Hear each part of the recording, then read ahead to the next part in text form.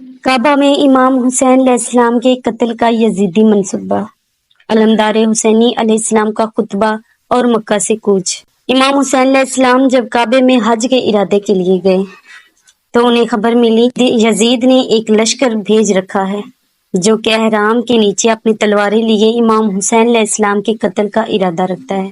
یوم الترویہ یعنی جس دن تمام حاجی مکہ میں آ جاتے، بروز سہ شنبہ 8 ذی الحج کو امام حسین علیہ السلام نے مکہ سے سفر اختیار کیا، جس دن جناب مسلم بن عقیل نے کوفہ میں اموی حکومت کے خلاف قیام کیا تھا۔ 8 ذی الحج کو امام حسین علیہ السلام ہاشمی نوجوانوں کے ہمراہ حرم کعبہ میں موجود تھے کہ آپ کو اطلاع ملی کہ یزید نے آپ کو قتل کرنے کے لیے حاجیوں کے بھیس میں اپنے 30 افراد مکہ بھیجے ہیں جو موقع کی تلاش میں ہیں اور کسی بھی وقت امام کو بیت اللہ کے حرمت کا خیال کیے بغیر قتل کر دیں گے۔ امام علیہ السلام نے اس صورتحال سے اپنے ہمراہ حضرت عباس علمدار علیہ السلام کو آگاہ کی۔ علمدار حسینی نے جب یہ جسارت سنی تو جلال میں آ گئے اور دوسرے ہاشمی جوانوں کو اکٹھا کر کے امام حسین علیہ السلام کو فوراً اپنے حصار میں لے لیا۔ مولا امام حسین علیہ السلام نے جوانوں کے جوش کو دیکھتے ہوئے حکم دیا کہ فوراً حرم کو چھوڑ دیا جائے تاکہ کسی بھی ممکنہ خون خرابے کی نوبت نہ آئے۔ مولا امام حسین علیہ السلام نے حج کو عمرہ میں تبدیل کیا اور حرم سے دور تشریف لے گئے اور احرام کھول دیے۔ امام حسین علیہ السلام اپنے ساتھ جوانوں کو لے کر گھر واپس آئے اور اہل خانہ کو صورتحال سے آگاہ کیا اور پھر کوفہ کی طرف ہجرت کی تیاری کا حکم دیا۔ سفر کے انتظامات حضرت عباس علمدار علیہ السلام کے سپرد کیے گئے جو انہوں نے اپنی صلاحیتوں سے چند گھنٹے کے قلیل وقت میں پورے فرما لیے۔ اس کے بعد جناب عباس علیہ السلام حرم کعبہ میں واپس تشریف لائے اور خانہ کعبہ کی چھت پر کھڑے ہو کر ایک پرفصاحت اور پرجلال خطبہ ارشاد فرمایا۔ بسم اللہ الرحمن الرحیم۔ حمد ہے اس اللہ کی جس نے اس گھر کو امام حسین علیہ السلام کے والد کی ولادت سے شرف بخشا۔ کل جو اللہ کا گھر تھا آج قبلہ قرار پایا۔ اے منکروں اور گناہ گاروں، کیا تم نیکوکاروں کے امام کے لیے کعبہ کا راستہ یعنی حج روک رہے ہو؟ ساری دنیا میں کون ہے جو امام حسین علیہ السلام سے زیادہ کعبہ کا مستحق اور ان سے زیادہ اس سے قریب ہو؟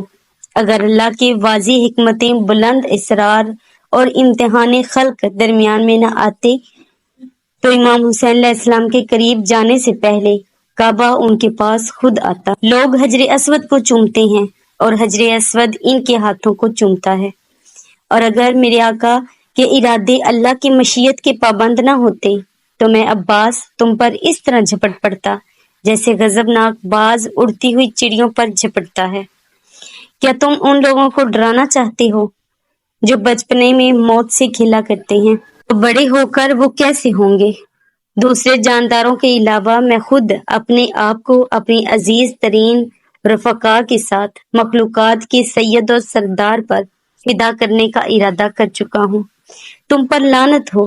دیکھو اور پھر دیکھو کہ شرابی کون ہے اور حوض کوثر کا مالک کون ہے۔ وہ کون ہے جس کے گھر میں بدمست گانے والے بیٹھے ہیں، اور وہ کون ہے جس کے گھر میں وحی الہی اور قرآن کا ڈیرا ہے۔ وہ کون ہے جس کے گھر میں بے حیائی اور نجاست موجود ہے، اور وہ کون ہے جس کے گھر میں تطہیر و آیات کا قیام ہے۔ تم اس دھوکے میں مبتلا ہو جس میں قریش مبتلا تھے کہ وہ رسول اللہ صلی اللہ علیہ وآلہ وسلم کو قتل کر دیں گے، اور تم بھی اپنے نبی کریم صلی اللہ علیہ وآلہ وسلم کی بیٹی کے بیٹے کو قتل کرنا چاہتے ہو۔ جب تک امیر المومنین علیہ السلام زندہ تھے ان کے لیے رسول اللہ صلی اللہ علیہ وآلہ وسلم کا قتل ممکن نہ ہوا، اور جب تک میں زندہ ہوں تب تک ابو عبداللہ یعنی امام حسین علیہ السلام کا قتل کیسے ممکن ہے؟ اللہ تمہیں تمہارے مقصود تک نہ پہنچائے اور تمہیں اور تمہاری اولاد کو منتشر کر دے، اور تمہیں اور تمہارے اجداد کو اپنی رحمتوں سے دور رکھے۔ علمدار علیہ السلام نے خطبہ ارشاد فرمایا اور نیچے تشریف لے آئے۔ سفر کی تیاریاں مکمل تھیں۔ سواریوں کے علاوہ سامان، پانی، خیموں، چارے، बिस्तरों वगैरह के ऊंटों की एक बड़ी तादाद मौजूद थी। मकतूरात इस्मत को सवारियों पे सवार करवाया जाना बाकी था। मर्दों में औलादे अमीरुल मोमिनीन अलैहिस्सलाम, औलादे इमाम हसन मुज्तबा अलैहिस्सलाम और औलादे जाफर बिन अबी तालब, औलादे अकील बिन अबी तालब अलैहिस्सलाम शामिल थे। अलमदार हुसैनी यानी हजरत अब्बास अलैहिस्सलाम ने सख्त पर्दे में खवातीन को सवारियों पर सवार करवाया और काफिला हदूद हरम से निकल गया।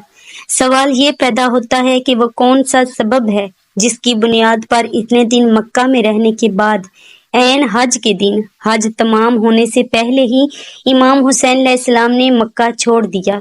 अगर ये कहा जाए कि जनाब मुस्लिम बिन अकील के खत की बुनियाद पर जल्दी की, क्योंकि इसमें मरकूम था कि खत मिलते ही फौरन रवाना हो जाइए, तो ये सही नहीं है, क्योंकि जनाब मुस्लिम बिन अकील ने अपनी शहादत से 27 दिन कबल 12 या 13 जिकद को इमाम हुसैन अलैहिस्सलाम को खत लिखा है।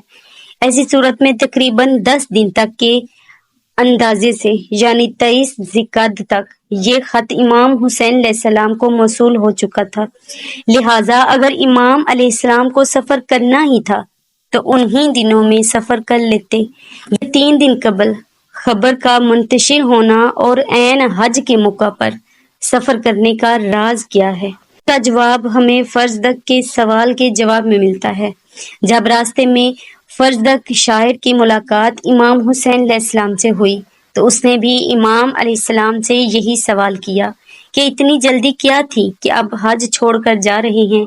मेरे इमाम मौला हुसैन अलैहिस्सलाम ने जवाब दिया, अगर मैं जल्दी न करता गिरफ्तार हो जाता। वजह है कि शेख मुफीद ने फरमाया है कि जब इमाम अलैहिस्सलाम को इराक का कसद किया तो खाना काबा का तवाफ किया, सफा और मरवा के दरमियान सई की और इसे उम्रा करार देकर एहराम से खारिज हो गए, क्योंकि मौलाए कामल हज अंजाम देने पर मुतमक्किन न थे। हर आन उसका खतरा था कि ऐन हज के मौका पर उनको कत्ल कर दिया जाएगा और वो खाना काबा के अंदर कोई कत्लो गारत नहीं चाहते थे, क्योंकि खाना काबा अमन की जगह थी और अगर वहां इमाम हुसैन अलैहिस्सलाम का खून गिर जाता तो खाना काबा की हुर्मत पामाल हो जाती। लिहाजा इमाम अलैहिस्सलाम ने फौरन मक्का से निकल जाना मुनासिब समझा। अगर आप हमारे चैनल पर नए हैं और चैनल को अभी तक सब्सक्राइब नहीं किया तो चैनल को सब्सक्राइब करके बेल नोटिफिकेशन को ऑन करें ताकि आपको चैनल की अपडेट्स मिलती रहें और इस तरह की मालूमाती वीडियो सबसे पहले आप तक पहुंचे। अगर वीडियो अच्छी लगे तो वीडियो को लाइक और कमेंट भी लाजमी किया करें।